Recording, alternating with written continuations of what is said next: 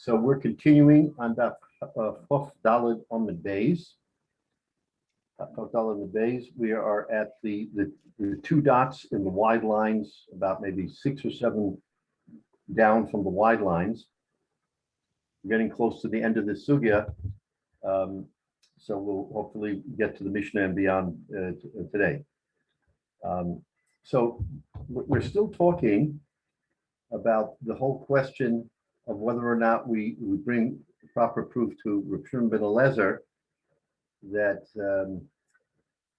whether or not in a place where you have Rov Canaanim or perhaps Rov Yisraelim, whether or not someone is miyayish, and therefore you don't have to announce when you find.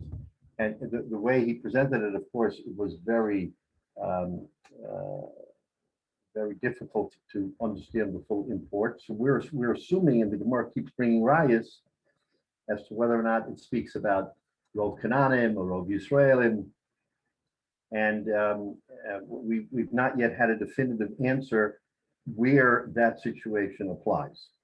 So we finished off last week with the situation where you had this this vulture, this bird of prey, that flew down and took a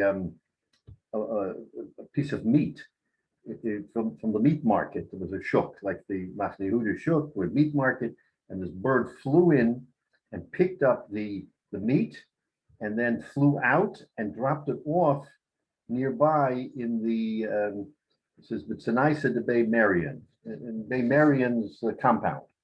So that was right. So they came to Abaya, and Abaya said, "Take it. You don't have to announce it." And the Gemara said the assumption there was Rabbi Yisrael Menu.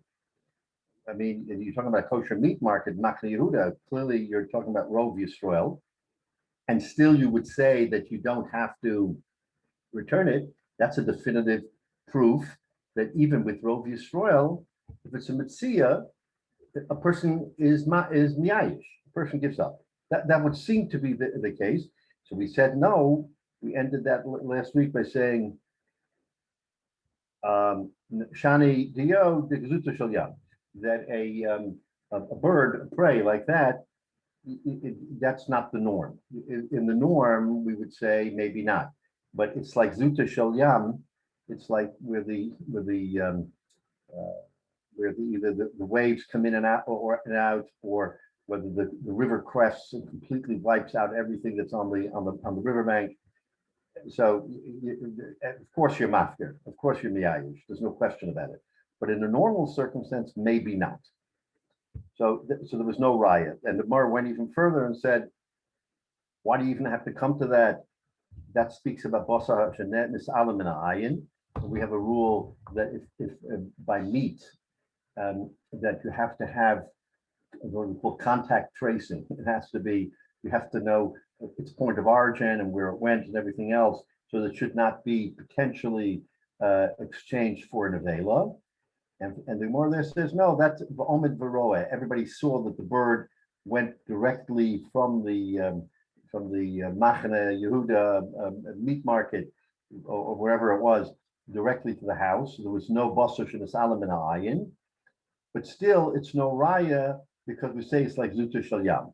Okay, so that's where we are now, the two dots, and we still don't have any kind of concrete proof as to what's the story here with Rabbi Shimon ben Eliezer, and whether or not a person is miyayish when you have Rov Canaanim or even Rov Yisraelim because of the circumstance of the case. So we want to give some definitive proof. So we're coming to the end here. Zak the Gemara Azay. Rav Chanina Motza Gedi Shachut ben Tiveria Litzipori. Rav Chanina was walking along and he found a slaughtered Gedi, the goat, between Tiveria and Sipori. Right?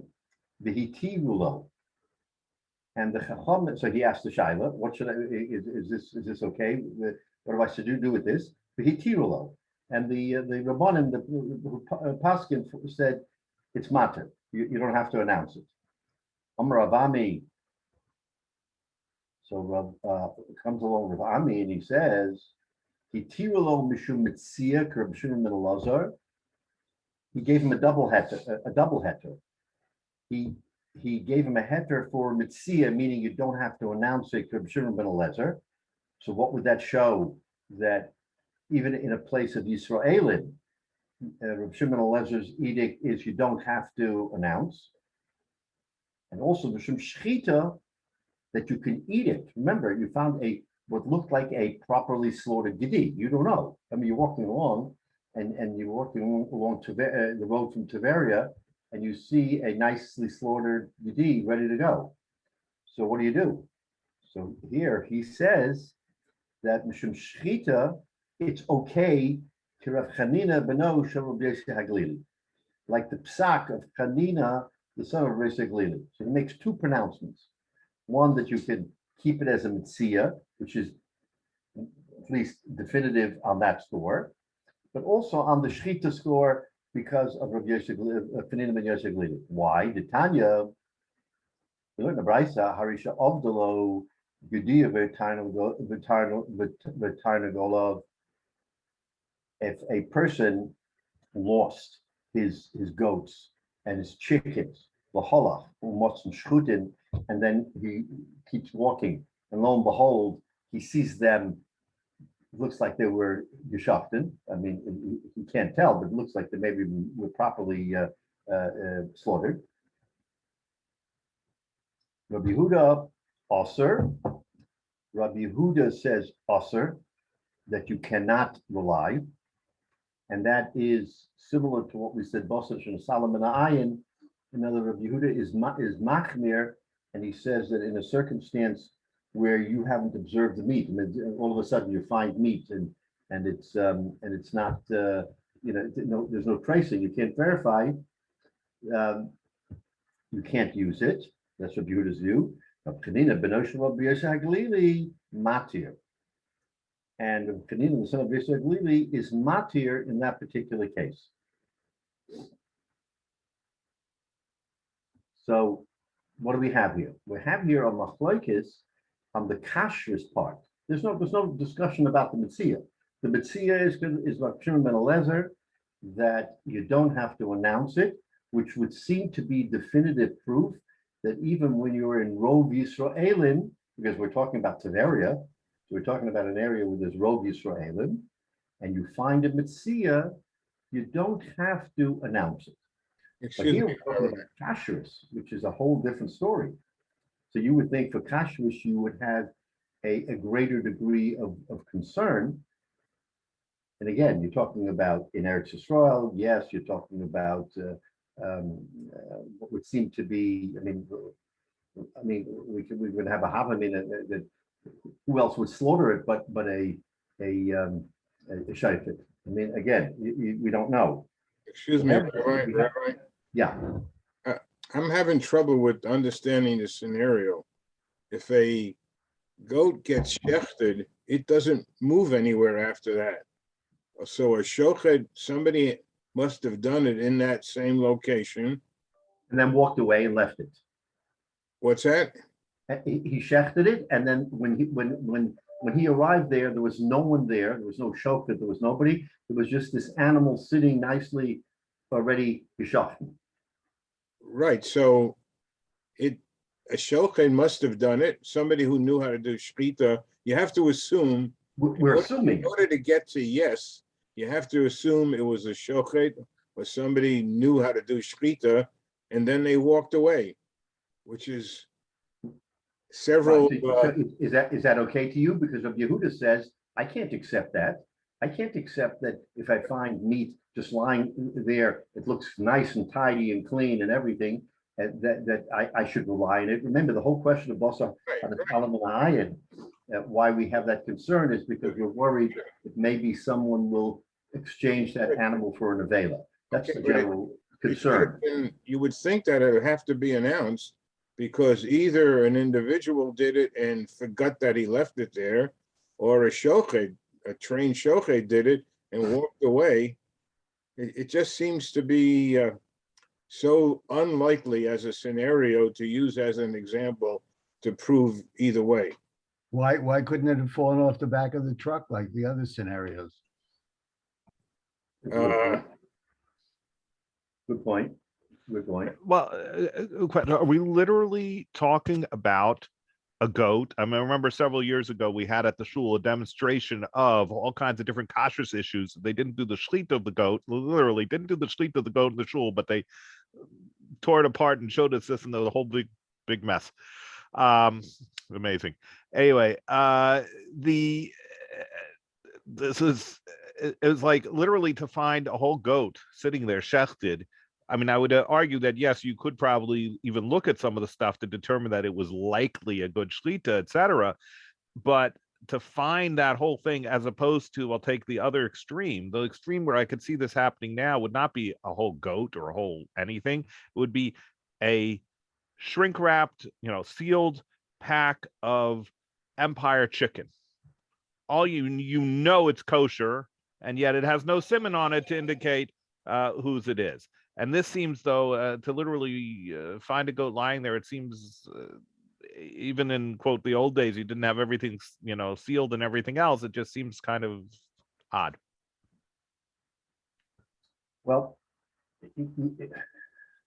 it's hard to visualize what the actual scenario of what the Gemara is telling us in terms of how it was found and where, in other words, what was the circumstance. Like David said, maybe it fell off the back of someone's wagon, or maybe the goat ran away and he didn't know where it was. So he's walking along, and the next thing he sees his goat is geschaft.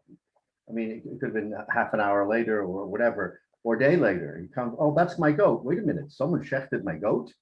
So we don't know all the circumstances around it. So let's just see what the Gemara is trying to tell us. Rabbi, I have another, a little devious one.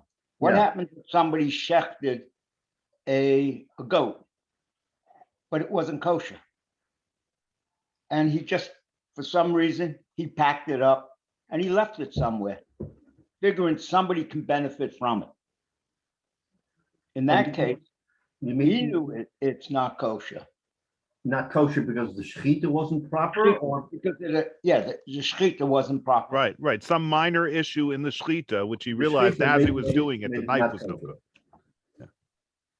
And he left it. That's an interesting twist. In other words, it's clearly a goat, a kosher animal, and the shechita looks like it was done properly, but it turned out that maybe there was something inherently wrong with the goat that made it not kosher once the shechita came through. So again, we don't know. The Gemara isn't telling us the exact circumstance, and Rashi isn't giving us much help here either to tell us what the exact circumstance of this is. So, Omar Rabbi Neren, comes Rabbi Neren says, Divir Rabbi Yehuda kishemotzen ba'ashpa. So he translates it as follows. We hold like Rabbi Yehuda that we're machmir, and we remember this is on the road in Tiberia, very Jewish, very frum, very everything. We're talking about Eretz Yisrael. We don't have a Havamina. It's that some mystery has been applied here. So what's going on? So he says he holds like Rabbi Yehuda kishemotzen ba'ashpa.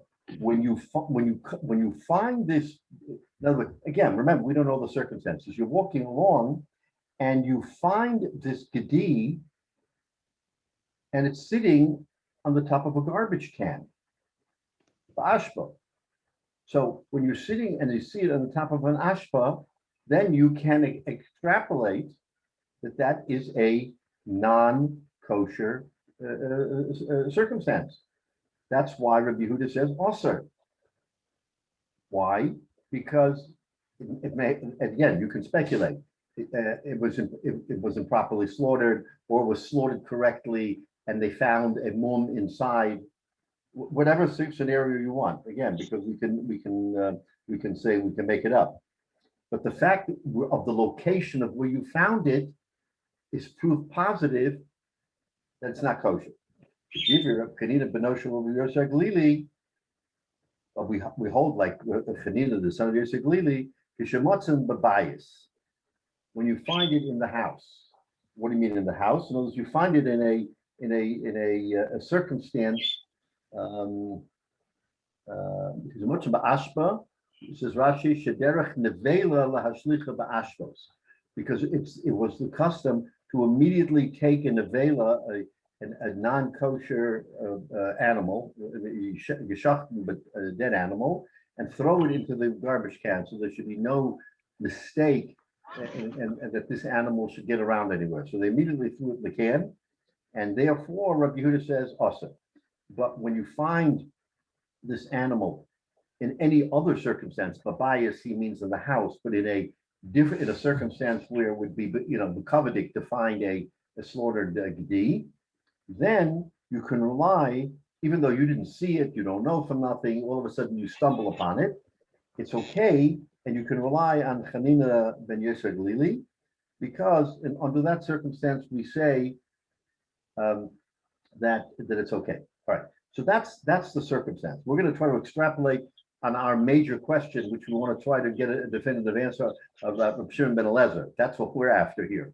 So how does this fit? So so it says the Gemara, Midihi tirolo mishum shchita, since we've gone to great lengths to say that it's okay, it's mutter for shchita, right? We're going out of our way to say it's 100%, it's kosher, you can eat it, you found it unattended, but it's okay. Ruba Yisroel. So what are you going to take from that? You're going to take from that if you're in the middle of Machne Yehuda Yerushalayim and everything is not kosher. I mean, you're going to assume there's no way this isn't a kosher animal, and therefore it's Ruba di Yisrael. We're talking about Ruba di Yisrael. Shamit minei halacha k'Reb Shimon ben Eliezer afilu b'rov Yisrael. That's the point of all of this. So we're going to bring a raya that, you know what, is all of this is true, and it's happening in an area of kashrus, must be rov Yisrael, and yet we're going to say that what, that you can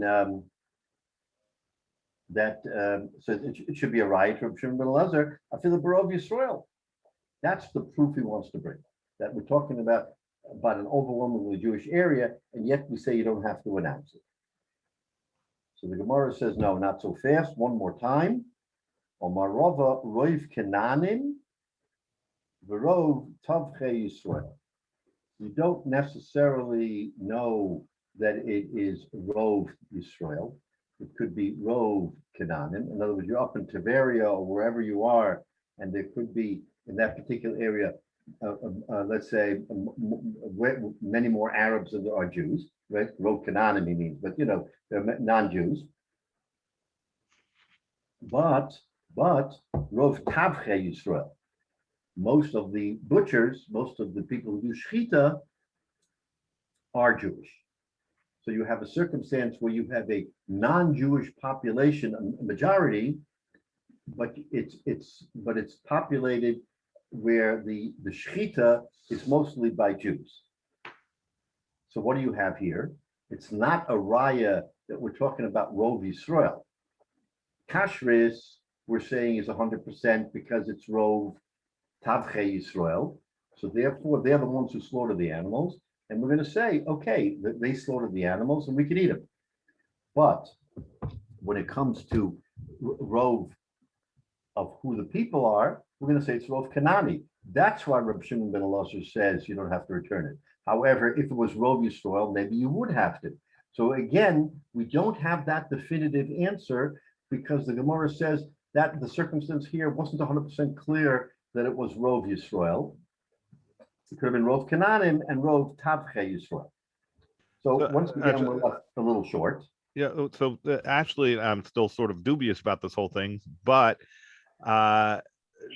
maybe actually your point of Arabs or the Canaanim almost makes sense, because if I understand correctly, or might not, to some degree, at least some of the quote from most religious observant Muslims will accept kosher meat as satisfying their rules. Halal, and that's exactly that's exactly his point here. And so therefore the Jews might have a near monopoly on the business, because they can then sell it to anybody.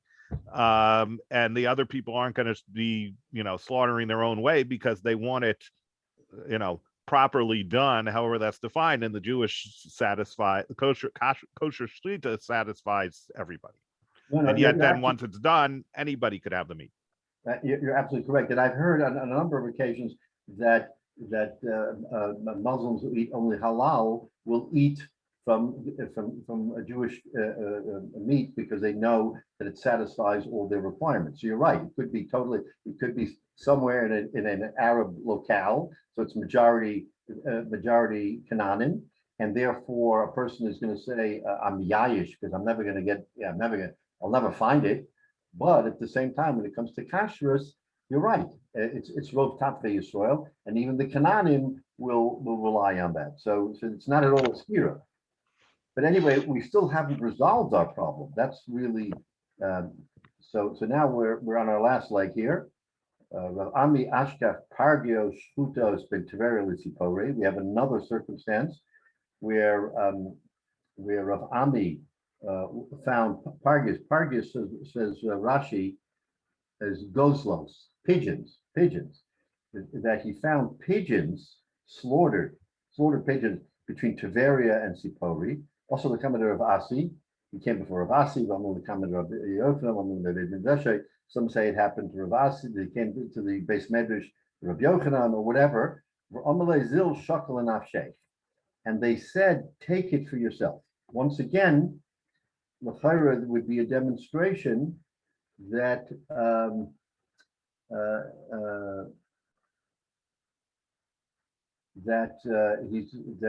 it's a Jewish area, and still you can keep it because of Yiush. That's what it would seem to indicate, and there is no separation here. We haven't found a way to argue this out yet. So it seems so far in this particular example, we may have found a successful result. We'll see. Rabbi Yitzchak Nafka Ashka Kibure Dosabei Azlei. Rabbi Yitzchak came along and he found Ashka Kibure. So Rashi says Ashka Kibure de Azlei Bei Azluye Motza Pikir Shel Tove Lemachmoros Verishtos B'Mokem Shehatzaiden Mitzuyin. So he found this rope that was made into a net in a place where trappers gather. In other words, so you're coming to a place which is clearly a trapper's village, and you find all of this stuff which is ready to go for the netting of the trappers.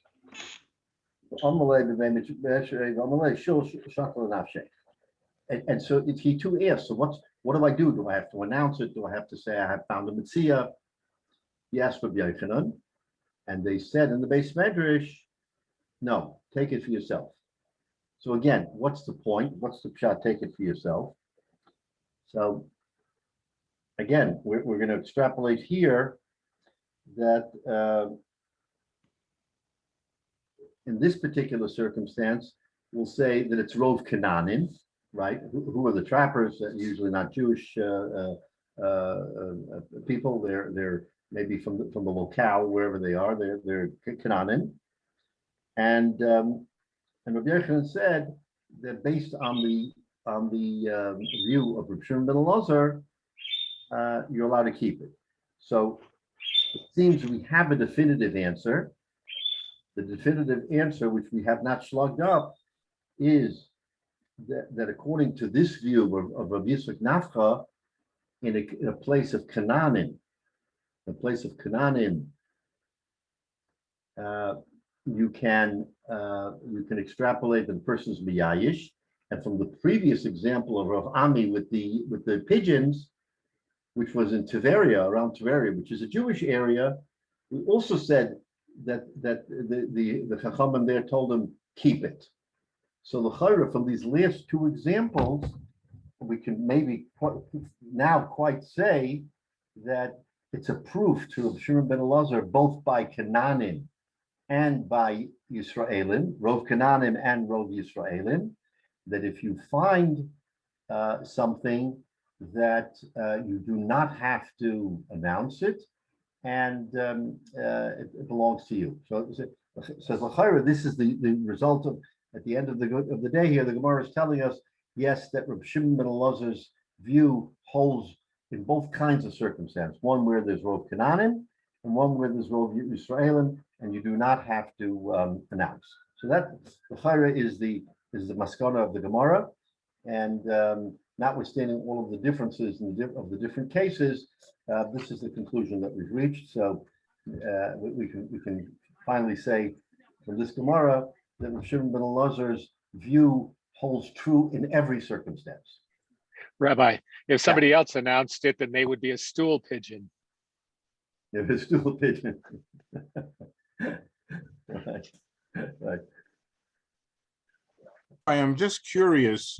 Yeah. We don't normally look at Tosfos in the Shiur, but is there any other twists that Tosfos might be asking questions and answers? Because there's so much ambiguity in these cases. Not so much in Tosfos. There's discussion in some of the other Rishonim about some of these issues, So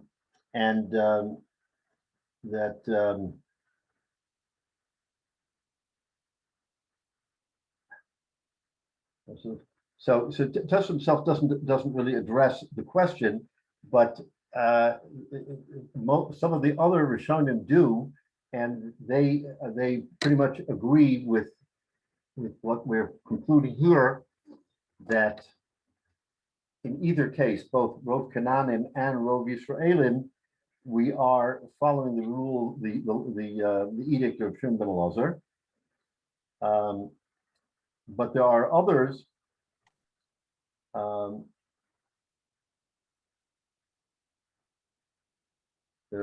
who say that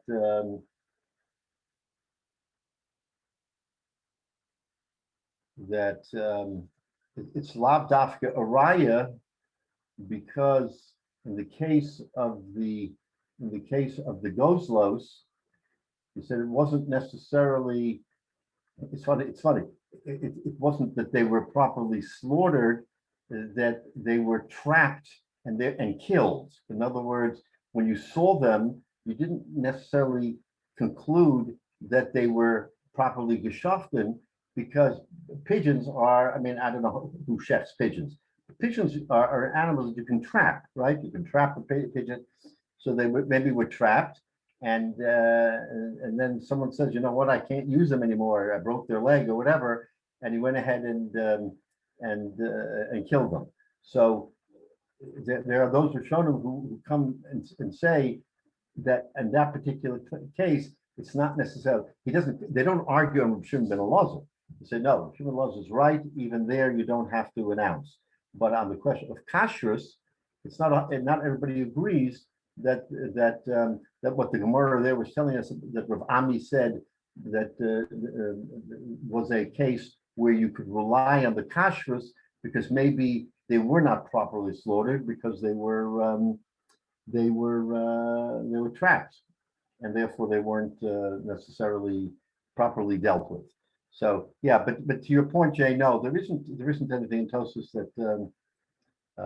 that gives us sheds us any further light here. But look, I mean, we've now concluded this whole lengthy Gemara, and we've shown two examples that no one has slugged up. No one has found a way to argue on either the Rav Ami finding, the Gozlos, or Rav Yitzchak Nafka with the netting.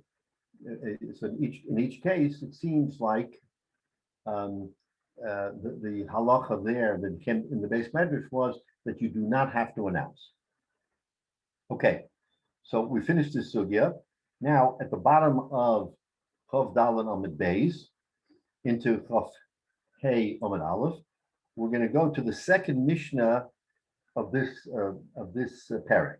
So we started Eila Metzias. These are the Metzias that if you find them, you don't have to announce because they're Metzias. Now, this Mishnah is Ve'ela chayav lahachris. Now we're going to give a list of all kinds of metzias that if you find them, you do have to announce. Okay, so what are they? Motza peris the kli, or kli kamoshehu. If someone found peros in a vessel, or the vessel itself, so clearly it's the vessel that has the siman, not the fruits. But if you find the fruits in the vessel or the vessel itself, that has to be announced because it does have the potential siman that someone could claim, right?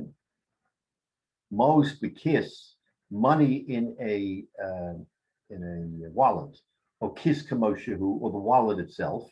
Again, the money doesn't have the siman, but it's the wallet that has the siman.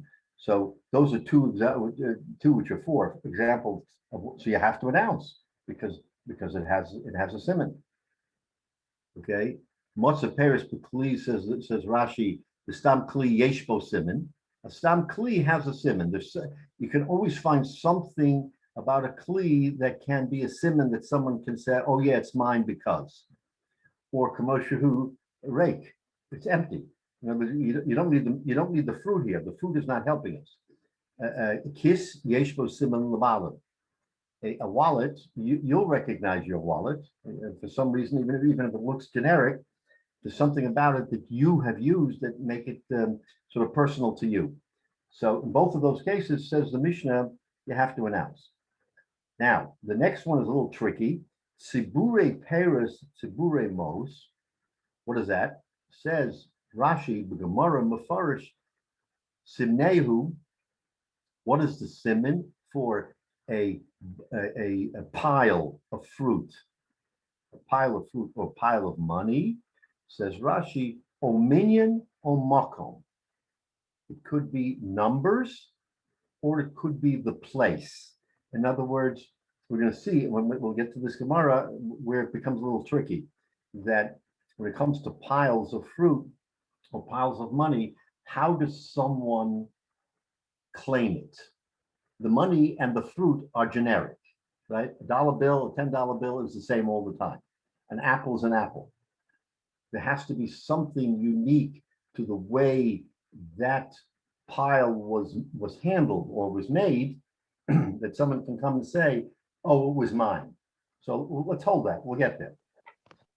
Okay, top of Chof Heyom at Aleph, Shlosha Matbeya Zeh al Gabe Zeh.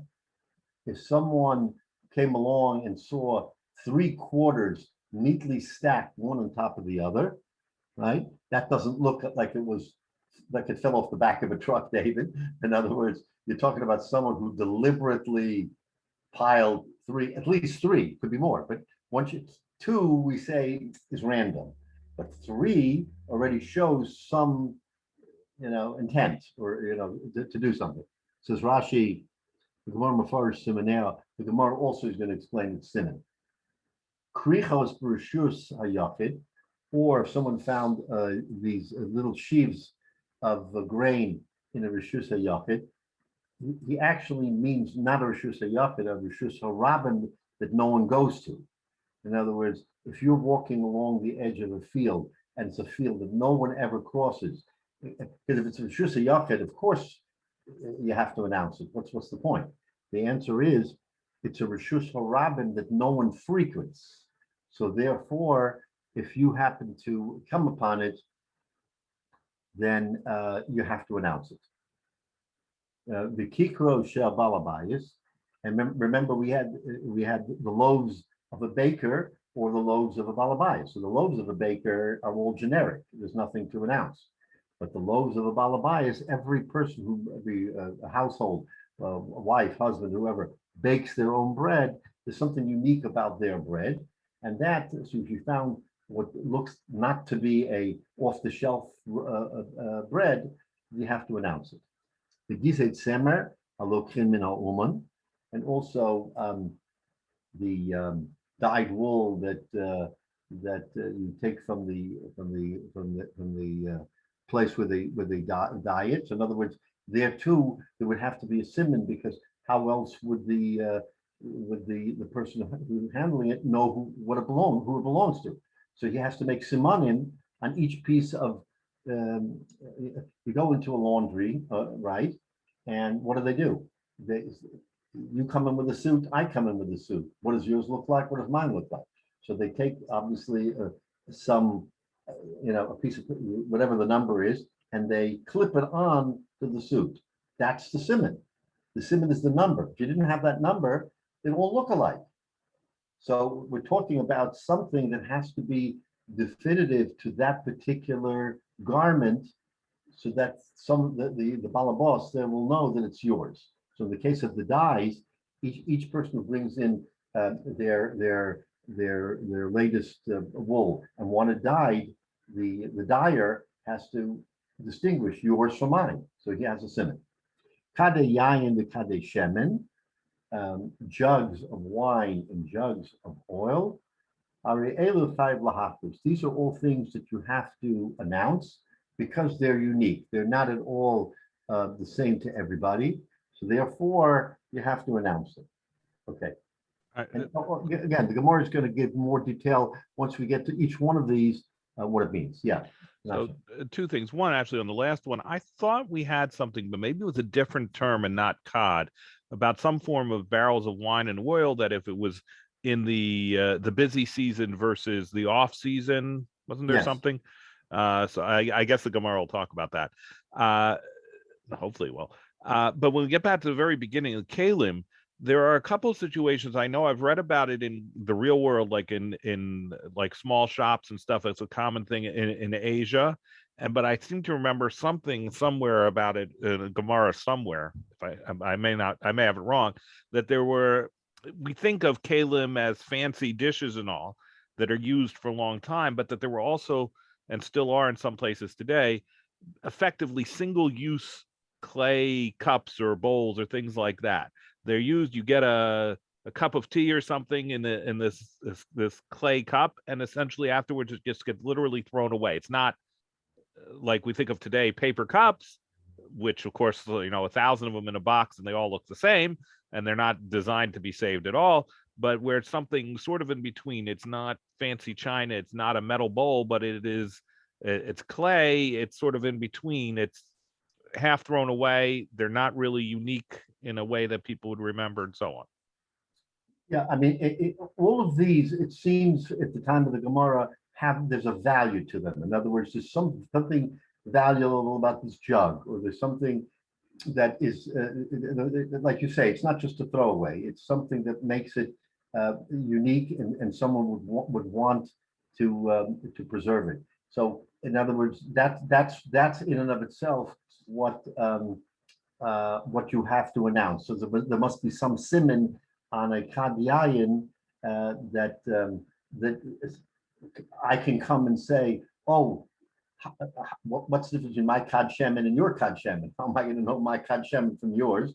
Because my kad shemen may have had an initial on it, or my kad shemen may have had, I took a knife and I marked into the wood, I marked an X, or I marked something onto the thing. So I would have a siman onto my particular kad. But with regard to all of these are all, according to this Mishnah, examples of things that one can find a way to say all is not lost. You lost it, forget about it. No, all of these are things that they're lost, but there's a way to retrieve them, because inherently, just by the nature of what this item is, it lends itself to a siman. And if a person is the true owner, he'll somehow be able to identify, what is his purse, what is his fruit bowl, what is his, pile of money or whatever. So, okay, but the Gemara is now going to break each one of them down for us and give us an example so that we can better understand what it is. Okay, so let's take a look at the Gemara here. This is very interesting, the Gemara right out of the gate. The Gemara says as follows: Tama the motza peris bekli umos bekis. Right? What does the Mishnah say? The Mishnah says motza peris bekli or kli kamoshehu, motza mos bekis or kish kamoshehu. So Tama, the reason why you have to announce is the motza peris bekli umos bekis. Or kli ulefonov Paris. Now we're going to extrapolate here. What happens if you see lying on the ground a kli, and in front of the kli is fruit? I mean, your mind is going to go to must be part of that kli. I mean, what a kli and fruit, or kis of malls, a wallet, and next to the wallet, $5, $10 bills. So l'chayra, you would infer there's got to be a connection here. It isn't random that you found a wallet and $50. Right, I would think if it's close by that someone dropped the wallet with a bowl of fruit and the contents just rolled out and was nearby. Yeah. Exactly right. That's what you would think. Right. But that's counterintuitive to what the Gemara is telling us. Says the Gemara, Tama the matzah Paris b'kli u'mos b'kis, or kli u'lefon of Paris, kis u'lefon of mos, harei shalom. It's not the case. If you found a kli and the money was not in the kli, it was, even if it was 6 inches away, a foot away, or the same with the fruit, harei shalom. It belongs to him. That's what the Gemara is telling us from this Mishnah, is that the words of the Mishnah is that it was there partially, but not that it was totally separate. But I could see a scenario where, okay, so what we're saying though is that, going back to the Mishnah, is that the wallet or the bowl, those you still have to announce a return and so on, even though the fruit or the money you could take. And I could just see what would happen is you'd find the wallet, in front of it is $50, you take the $50, and then you go announcing the wallet, and somebody says, yeah, I lost my wallet, and here's the simmon, and there was $50 in it. And now there's nothing in it. Now there's nothing in it, right? But so in other words, this is telling us you don't have to announce it. You don't have to announce. But you have to announce the wallet. No, you have to announce the wallet, but you don't have to announce the money. So in other words, But how are you extrapolating that from the Mishnah? The plain words of the Mishnah are you find the bowl with fruit or an empty bowl. How can we make these wild deductions from that? Mishnah isn't saying that. How can the Gemara take that next leap? this is a big step. You're right. So the Amoraim are looking at this Mishnah and they're trying to understand what were they trying to say? What were they Right, because fruit ostensibly adds nothing to the scenario. So what were they trying to say? But they didn't say it. This is very obfuscated. They didn't say it. They're being extremely literal, Chaim. What they're saying is that the Mishnah told us if I found Paris in a kli or a kli, if I found money in a kiss or a kiss, I have to announce the whole thing. Fine, I agree. But if I found a kli and Agavorcha, by the way, I also found some fruit, or I found a kiss, a wallet, and yeah, I also found some money, we can separate the two and say one has nothing to do with the other. That a kiss is a kiss, I have to announce. The money I don't have to announce. A fruit, the bowl is the bowl, and I don't have to, so I have to announce the bowl and not the fruit. So it is surprising, but that's what the Gemara is taking out from here. So take a look at Rashi. Tama the Motza. Hosam hu de Oma Shahaperis Labala Kli. Okay? Or Kli ulafon of Paris. If you have a Kli and in front of it is the Paris, Harielu HaParis Shal Motzon, Afal Pisha Kli Labal Hasimin. The Paris can belong to the finder, even though the Kli is to the Baal Hasimin. It's a Kli.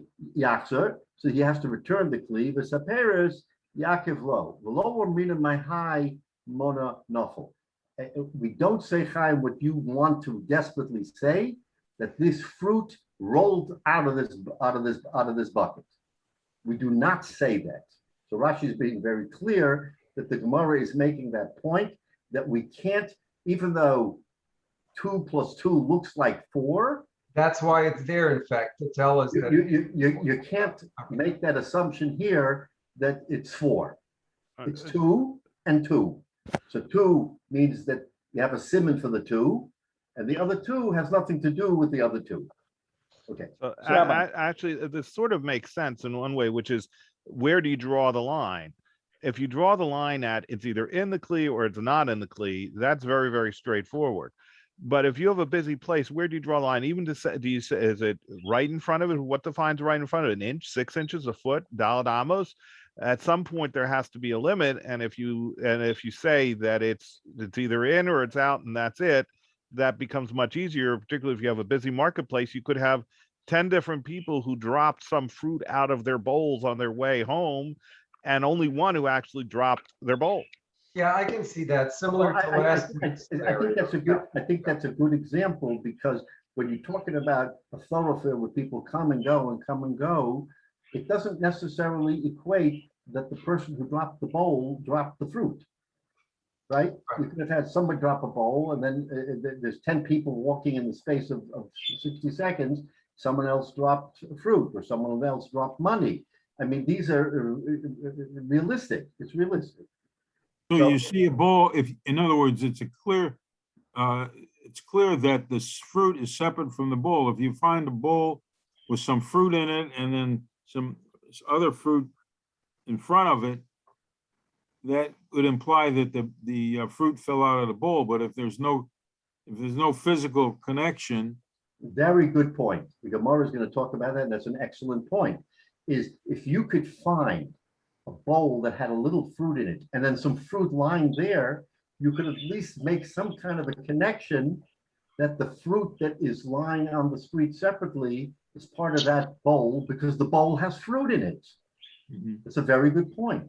If the bowl is empty and all you find is a bowl, and then you find fruit, you can in your mind say there's no connection between the fruit and the bowl. But if you can find, and the Gemara will say, by the way, just give us a minute. If you find a bowl with some fruit in it and fruit lying on the ground, and the same with a wallet with some money in it and money lying separately, then at least you can draw a connection and say, oh, wait a minute, there's some money in this wallet. This must be the other money that fell out. Or the same with the bowl and the fruit. And I would think even more strongly if it's the same fruit, or if it's a denomination or a nationality. It's more likely that it belongs to it than doesn't belong. Right. So, Rabbi, Even though we're talking about a thoroughfare where people come and go and who knows what it is, but it's more likely that it's part of it than not. Right. And that's So, what Rabbi, we grasp here. So I walk down the street, I find a wallet, I find $20 right near the wallet, in front of the wallet. I have to announce the wallet because it can have a SIM, somebody can recognize the wallet. And And not the the money. person, but not the money. I don't announce the money, but somebody comes in and they say, yeah, I had the wallet. I also had money. I had $20 too. Did you find that?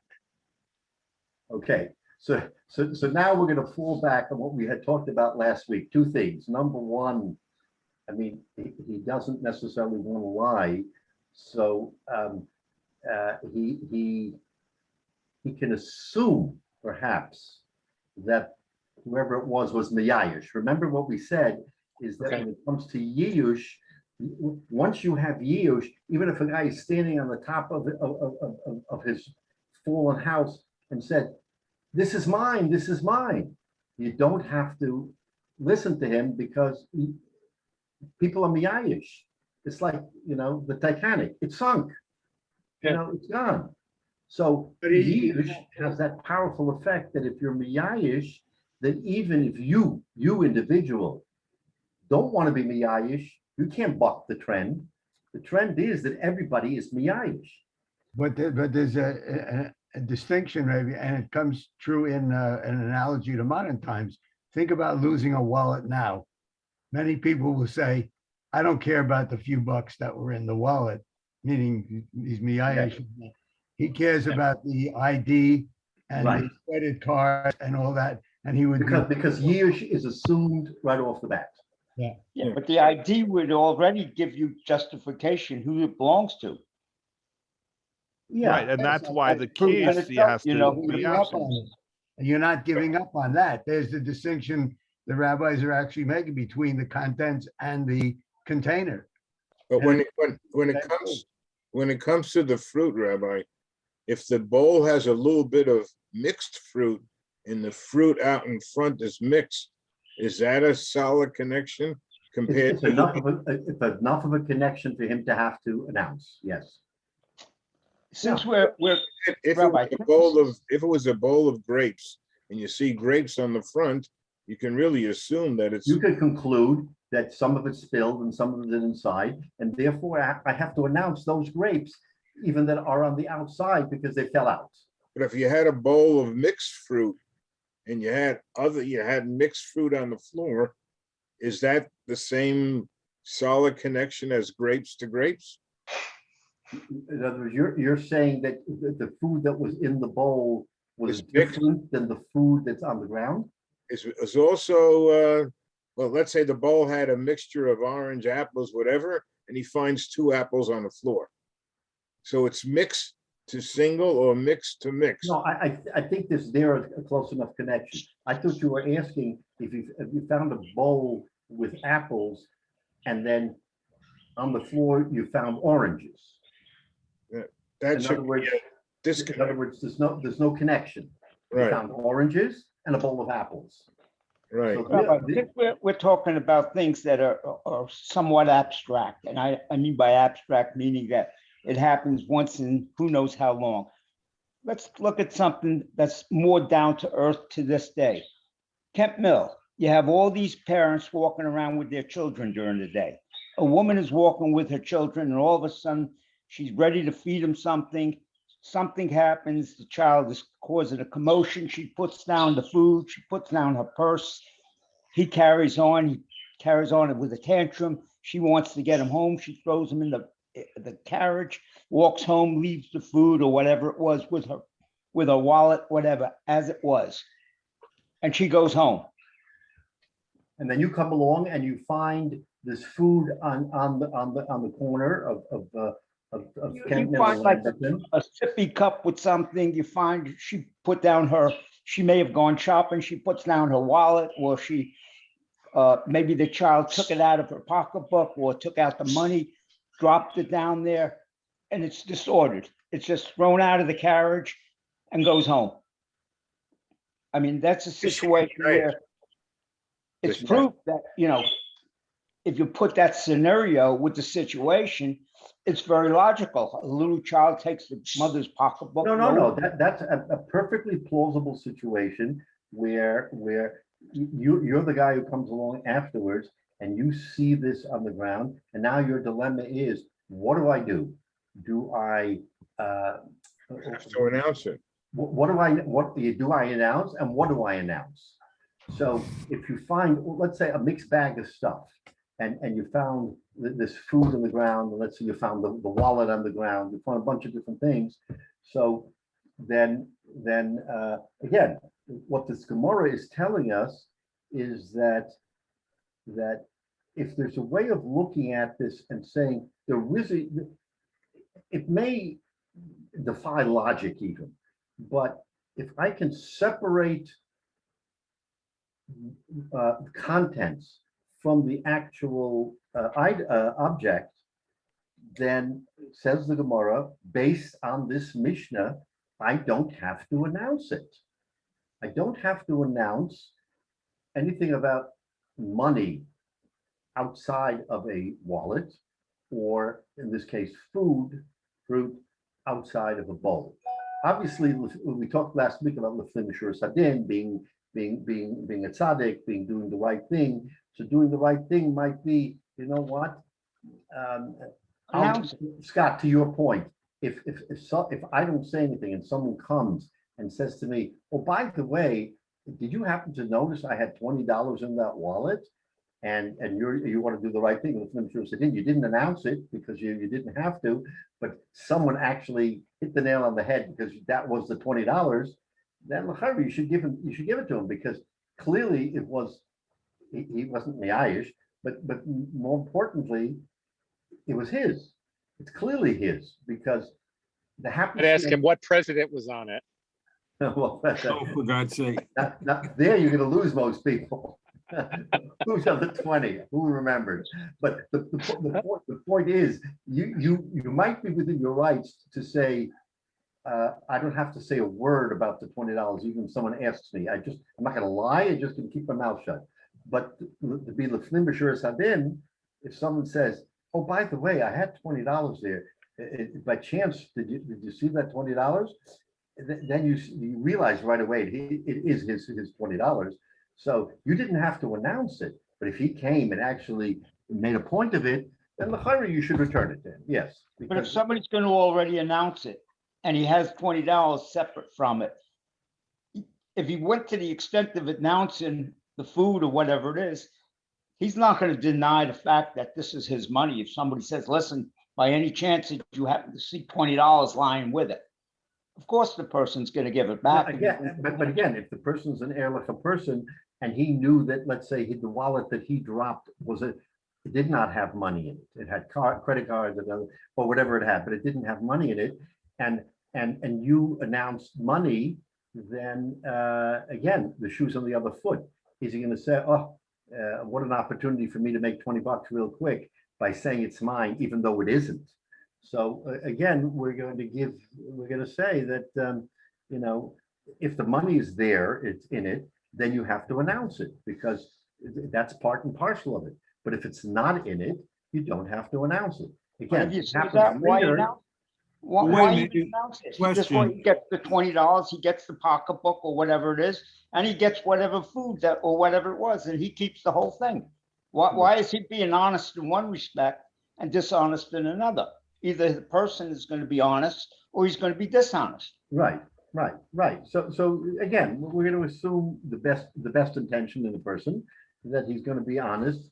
The question is, does he even have to get the first base here?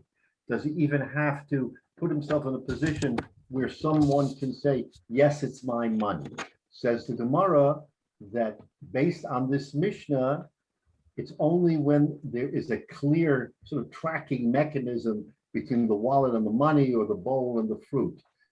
Short of an exact tracking system, you don't have to announce it. You don't have to be a good Samaritan.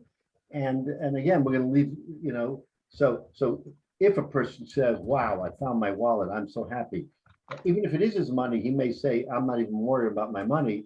Then again, you don't have to announce the money. But so if someone says, by the way, did you find the 20? I think then the Shuras Hadin kicks in. But short of that, because there isn't a clear tracking between the wallet and the money, you don't have to announce. That's what the Kiddush of this Gemara is. Next week, we're going to go into much more great detail on this subject because we're not finished with it. But clearly, you see all the questions that are generated here just on this one thing is what's the Gemara? I mean, clearly the Gemara is not encouraging us to be crooks. I mean, it's not telling us, boy, take advantage. Either there's money lying around, you don't have to announce it. But Rabbi, what if you were going to announce it, say you found a wallet with some money in it, you would announce, I found a wallet with some money in it, but you wouldn't tell how much money. Then if the person, the claimant, could identify the amount of money, then you would give them the wallet and the money. Or even if the money was near the wallet. I go so far as to say that if you could identify the wallet, the money was automatic. In other words, we're not going to assume, do you always know how much money you have in your wallet? I think about this sometimes because I once saw either a game show or something where someone said, I'm going to challenge you. If you can take it before you take out your wallet, if you can tell me how much money you have in your wallet, I'm going to give you 5 times that. So the poor guy is thinking to himself, did I take a 20 out of my what did I do? How much do I have in my wallet? So everybody's racking their brain to figure out how much money they have. And it turns out most people at a given time don't exactly know how much money they have in their wallet. So I sometimes make it a funny habit of knowing, but that's kind of like, it's almost irrelevant. Does most people, when you're walking around in the office or in the street, that I have 3 20s or a 10 and 3 5s? People don't know anything. So the Gemara here is telling us if the siman is not in the money, the siman is in the wallet. If you can identify the wallet, the money goes with it. If you can identify the bowl, the fruit goes with it. You don't have to know how much money there is. As long as Okay, you but- know that the wallet is yours and you can identify it, we have to give you all the money that goes with it, because that's not the point. The point is not. to That's trick you. if the money is in the wallet, but if you see the money separated from the wallet, then you may or may not give it to him. if he- Right, okay, so again, we're gonna hold that because there's a lot to say on this. And we're gonna go through it next week, Mitzvah Shem, in greater detail as to which money you do have to return, which money you don't have to return. But again, it's a fascinating thought, because we're playing in an arena that, you would think, oh, it's pretty straightforward. There's money, there's wallet, you return the wallet, you return the money. And the Gemara is telling us, no, that's not what the Chazal. And again, if you, the circumstance here is you're in a marketplace and people are coming and going all the time. It's not as just you and me and a third guy. You could be talking about hundreds of people walking by in a short period of time. And clearly one person could have lost the money. Another person could have lost the wallet. Another person could have lost this or that. So that's really where this comes into play in a much greater detail, is when you have a lot of people who could potentially be players in this little game we're talking about, as to what belongs to whom. So I think we'll stop here. We've made the pronouncement, and now next week we're going to pick up on the details and go through this really quite a fascinating piece of Gemara. Rabbi, if you have one moment, I'd like to ask a question. The question is this: you take the premise that Jewish people are honest people. How is it that here we are, we're doing the whole Bava Metzia, and all we've touched upon is mostly conniving ways of getting out of doing certain things that in halacha, it's wrong. In other words, if a person finds something, if you're an honest person, give it back. Why are you playing games where, well, I'm not going to tell you about the $20, but here, you want your purse back, you can have it. I mean, don't we take it and look at the premise that we are honest, good, righteous, God-fearing people? Then why are we trying to look at the negative aspect of it and switch the whole thing around where, I'm going to try to be sneaky about it, and this is the way I can break the law, or I can gain something from it, versus the fact that here, I'm doing the right thing, give it back. Your point is well taken, David, but put yourself in a circumstance, not today, but in the times of the Gemara, where you have a sort of a halacha, and the halacha tells you how first of all, the halacha tells you how to, in monetary matters, how to handle. Right, that's correct. But then it also tells you that the halacha stands on its own. Well, and then we introduced this last week, and this is the point, is that the halacha is a squeaky clean thing. It's a yes or a no. It's no ambiguity. This is what it is. And that's what applies to hundreds or thousands of Jews. However, there's always that circumstance where someone says, you know what? I can do better. I'm lefnim mishur sadin. I can do better. The halacha doesn't require me to, because the halacha is meant for the hamon am, and what is practical. You're going to ask a question about hashavas aveda, about returning stuff, and everybody wants to do the right thing. But you know how sometimes doing the right thing can drive someone crazy. You find an object and you want to do the right thing, and you start running around like a meshugana. What do I do? How do I return it? You spend the next half a day just worrying about how am I going to go about returning, not returning, finding, not finding. So the Gemara, the halakha tells us, wait a minute. You find something, here are the requisite requirements. You find something clear with some fruit in it, you got to announce the whole thing. No problem. You find. Wait, let me interrupt you a second. You're taking a positive look. and you're talking about the person that's running around trying to find the right thing to do. Which we're Put gonna assume is yourself in most the of other- us. We're gonna assume it's most of us. Put yourself in the position of the person who lost it. Let's say this is the last bit of $10, $20 that he has had, that he saved up for 5 years. He has nothing. Look at the position that he's in. Is it worth spending your half a day trying to find a person to give it to somebody that needs it? Or is it better, well, tough luck on that person. I don't know who he is anyhow. So, that's his problem. If he was negligent in it, he lost it. I profit from his loss. There's So one thing about that. There's one thing about that. They just, if, first of all, where would you announce it? The question is, if it's in a Jewish area, you could announce it at the shul. But if it were in an area where there are a few Jews and, mostly Gentiles of different cultural backgrounds, where would you go to announce it? And would it cost you more to waste that half a day? Like if you have clients or something that you would have to cancel to lose it, are you obligated to do that? Those are very, Also, very, also, those are very good one of the points. one of the points that you made, David, was you said you're going to put yourself in the mind of the other person, put yourself in their shoes. But we did. That's what we said. We said the normal person would give up. They would say, "Hey, it's gone. I've given up. That's I right. don't believe I would ever." Give up that would that ever happen. easy.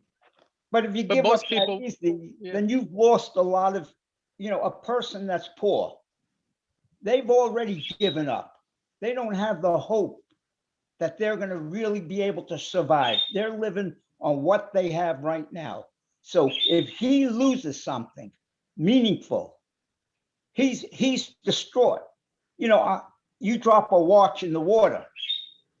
It's down there. It's somewhere down there. How deep it is, you don't know. Are you going to try to go down there to pick it up? Or if you can't swim, what do? It's the same thing. If a person saves up to have something and then he loses it, we're talking about if it's Jewish or non-Jew.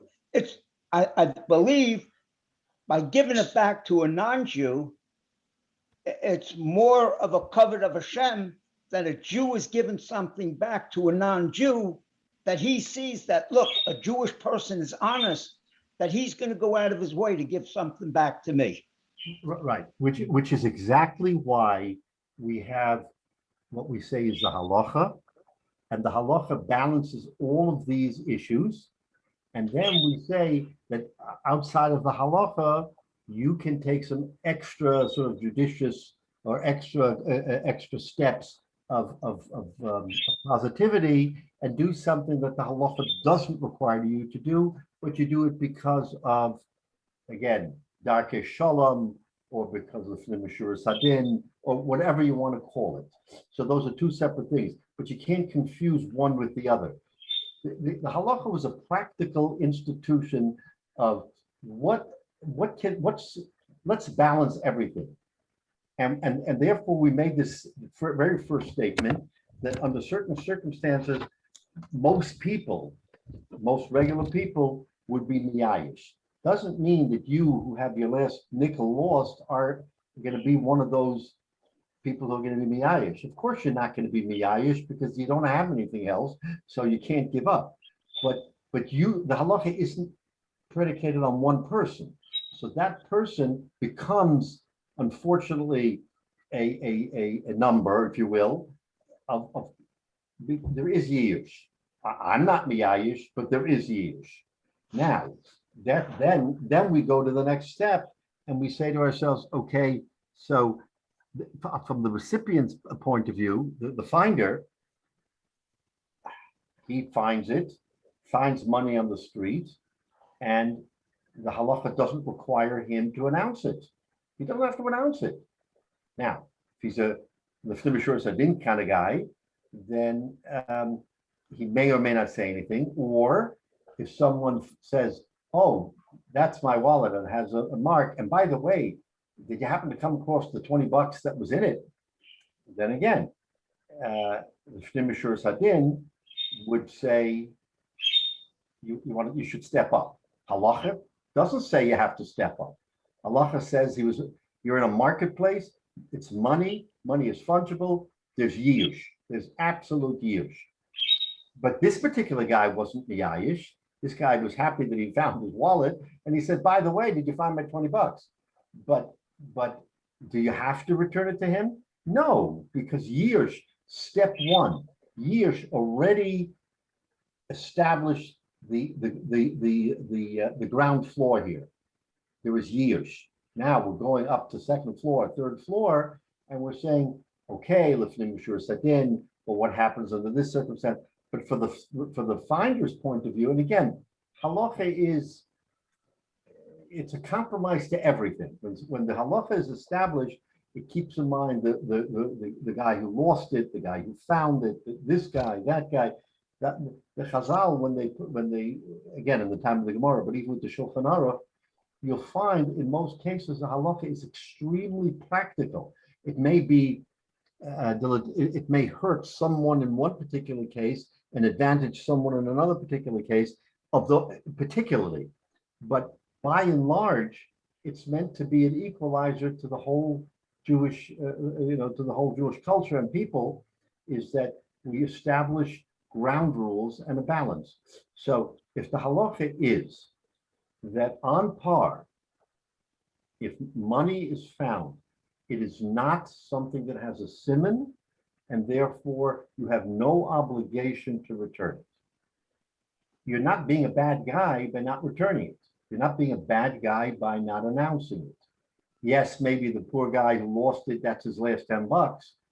But again, in the greater scheme of things, we're keeping a balance. So yes, maybe we will try to help the fellow who lost his last $10, but we're not going to necessarily change the halacha for that particular person. So that's kind of, again, so when the Gemara jumps here and says, oh, wait a minute, the whole reason why this is so is because you found the money in the wallet. But if you find a wallet and you find money, there might as well be two universes. One has nothing to do with the other. Money is money, wallet is wallet. And again, the best example I think is one was maybe it was Menashe who said, you're in a marketplace and the place is teeming with people. I mean, probably within a 60-second span, 10 people lost something. This guy dropped a coin, this guy dropped this guy did this, this guy did that. So, it's not like we're in the corner of Lamberton and Arcola and we see 8-10 people and your case, David, with the woman, with her child, with this, with that, with the other. Okay, so maybe there you can track it. There it's a little bit easier. But when a place is teeming with people and you have to make some decisions, what do I do here? It gets very complicated. Very complicated. How am I supposed to deal? So the halakha is giving us sort of the roadmap on how to deal effectively so that you're following halakha and people are getting their just due and no one is getting hurt in an inordinate sort of way. I guess that's the best we can do. We can't do more than that. So anyway, it's really great food for thought. And Mitzvah Shem, next week when we pick it up, we're going to really we'll go much further into it. And I think you'll find some very interesting contrasts on depending how you lost it, where you lost it, what it is. It may change some of your thinking. But anyway, for now, the Gemara had just given us a very definitive, it clearly doesn't sit well with everybody, but it's given us a very definitive statement that money and the wallet, if they're separated, they never have to meet again. The money goes in one direction, the wallet goes in another direction. So with that, let's have a wonderful, wonderful Yantif and a very happy Simchas Torah. And we should all know only good things and have a refuah shalema to all those who need it, and an aliyahs and shamas to all those who have your sites this week, and have a wonderful Yantif, and we'll see you next week. Okay, thank you. Amen. Thank you, Rabbi.